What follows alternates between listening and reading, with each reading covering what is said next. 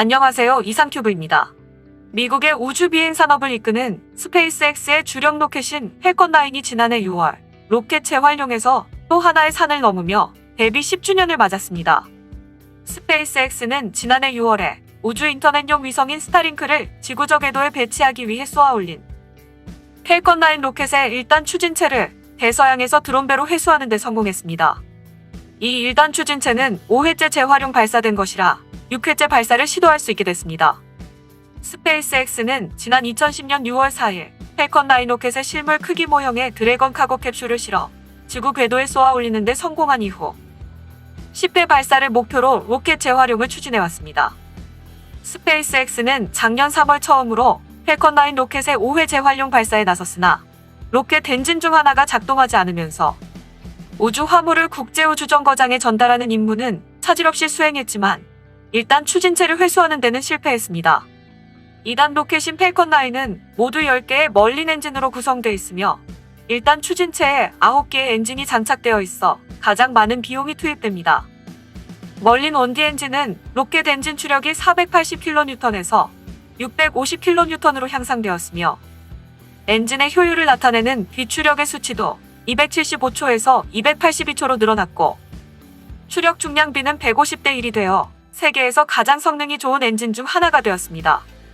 또한 추력을 100%에서 70% 사이로 변화시키는 스로틀링 기능도 갖추고 있으며 엔진 자체도 양산하기 쉽도록 설계를 개선하여 부품 수를 줄이는 데 성공했습니다. 우리나라에서도 한국형 발사체의 심장인 75톤급 엔진을 스페이스X의 멀린 1D급 성능으로 향상시키기 위한 보암 연소기 개발이 한창입니다.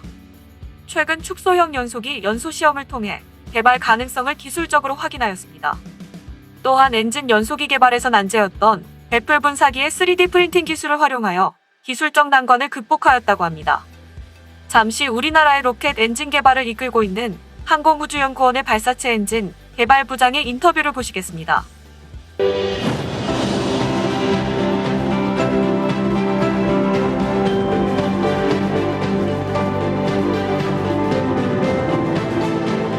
액체 로켓 엔진에서 연소기는 추진제를 연소실에서 고온 고압으로 연소를 시켜서 그때 발생하는 연소가스를 노즐을 통해서 고속으로 분사시키면 이제 모멘텀이 발생되는데 그때 발생되는 모멘텀의 반작용으로 추진력을 발생시켜서 발사체에서 필요한 추진력을 이용하는 그런 장치가 되겠습니다.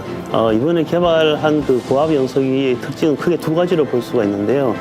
첫 번째는 한국형 발사체에서 사용된 75톤급 엔진의 성능을 향상시키기 위해서 연소압을 기존의 60기압에서 100기압 정도로 대폭 상승시킨 것이 한 가지 특징이 되겠고요. 또 한 가지는 이제 연소기에서 연소 불안정을 억제를 담당하는 배풀 분사기의 제작에 3D 프린팅 기법을 적용한 것이 두 번째 큰 특징이 되겠습니다. 일반적인 기계 가공으로는 도저히 구현할 수 없는 설계를 3D 프린팅으로 구현할 수가 있기 때문에 설계의 유연성을 가질 수가 있어서 기존 제품보다 훨씬 성능이 개선된 부품을 제작할 수 있다는 그런 장점이 있습니다. 예, 로켓 엔진의 성능은 비추력이라는 인자로 평가가 되는데요. 비추력의 어떤 물리적인 의미는 1초당 1kg 중량의 추진제가 엔진에 들어갔을 때 내는 힘을 의미합니다. 한국형 발사체 75톤급 엔진의 고고도에서의 진공 비추력은 299초 정도이고요.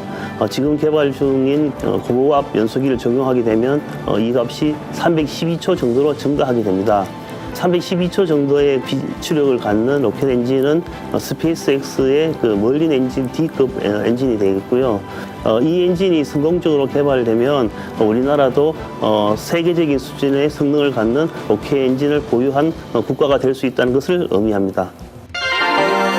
이달부터 오는 10월에 발사될 누리호 발사의 핵심 기술인 75톤급 엔진 4개를 묻는 1단 엔진의 연소 시험에 나서는데 여기에 성공하면 발사를 위한 구분 능선을 넘는 것입니다. 한국형 발사체 누리호의 최초 발사가 1년 앞으로 성큼 다가왔지만 일각에서는 여전히 한국형 발사체 개발이 무의미하다는 지적이 끊이지 않습니다. 재사용이 가능한 스페이스X의 팰컨 9 로켓의 1회 발사 비용은 약 600억 원 정도인데 반해 누리호 개발 비용은 1조 9,752억 원으로 팰컨 9 로켓의 33분의 1에 불과하기 때문입니다. 그럼에도 천문학적인 예산을 들여 한국형 발사체를 개발하고 이유는 우리 발사체가 없으면 무한한 우주에 우리 몫은 단 한 뼘도 없기 때문입니다. 국제 우주 개발 분야는 미국과 중국, 러시아 등 소수의 선도국이 일종의 우주 카르텔을 형성하며 주도하는 산업입니다. 후발 국가가 천문학적인 예산과 인력이 들어가는 본격적인 우주 개발에 나서려면 선도국이 이끄는 국제 프로젝트에 참여하는 것이 필수입니다. 그런데 우주 카르텔은 국제 프로젝트 참여 자격으로 궤도에 위성을 올려놓을 수 있는 자국 발사체라는 입장권을 요구하고 있습니다. 우주 기술 수준이 떨어지는 국가는 프로젝트에 아무런 도움이 되지 않는다는 것입니다. 미국은 달 궤도에 우주정거장 루나 게이트웨이를 건설해 2024년까지 유인달 탐사를 실현하겠다는 아르테미스 프로젝트를 발표했습니다. 루나 게이트웨이는 달뿐만 아니라 화성 등 본격적인 심우주 탐사의 전진기지가 될 전망입니다. 이러한 뉴스페이스 프로젝트에 공식 참여가 결정된 유럽과 일본, 러시아 등은 모두 자국 발사체라는 입장 요건을 갖춘 국가들입니다. 한국도 참여 의사를 타진하고 있지만 요건 부족을 이유로 가능성이 불투명한 상황입니다. 발사체 기술은 로켓에 탄두를 탑재해 타국가 영토에 떨어뜨리면 그대로 대륙간 탄도미사일이 된다는 특성 때문에 기술 교류가 극도로 폐쇄적입니다. 또한 수백 톤에 달하는 거대한 로켓을 수백에서 수만 킬로미터 상공으로 쏘아 올리는 발사체 기술은 전자와 정보 기술 등 다른 첨단 기술과 달리 물리 역학적으로 난해한 과제이고 아주 작은 실수와 고장까지 모두 잡아내지 못하면 수조 원을 들어 개발한 발사는 실패로 끝나버립니다. 때문에 엔진이 폭발하고 로켓이 추락하는 사고를 겪어가며 시행착오를 통해 기술을 다듬어야 합니다. 또한 수조 원에 달하는 로켓 엔진의 개발 비용은 웬만한 나라들의 경제력으로는 감당하기 힘듭니다. 그래서 로켓 엔진을 개발한 국가들은 경제 규모가 대부분 큰 나라들입니다. 올해 10월에 첫 발사를 앞둔 한국형 발사체 누리호는 여러모로 큰 의미가 있습니다. 첫 번째는 누리호 엔진이 전 세계 상용 로켓의 표준인 75톤급이라는 점입니다. 미국 스페이스X의 팰컨 9 로켓에 탑재된 멀린 원디 엔진은 73톤의 진공 추력을 내고 중국 창정5호에 사용되는 YF-77도 진공 추력 72.5톤으로 누리호 엔진과 출력이 거의 흡사합니다.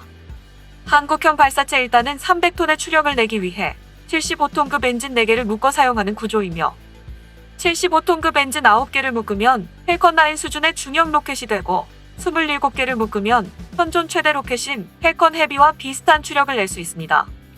국내 언론에서 보도한 내용에 따르면 우주 발사체 개발 및 운용 기술의 경우 미국과 격차는 17년에 달하고 중국과 일본 및 유럽연합과 격차는 10년 이상이라고 보도했습니다.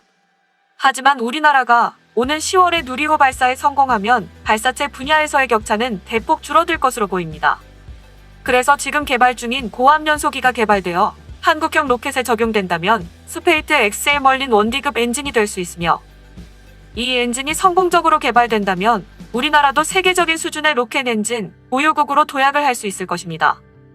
벌써부터 오는 10월에 발사 예정인 누리호가 기대됩니다. 이상 마치겠습니다. 시청해주셔서 고맙습니다. 이상큐브였습니다.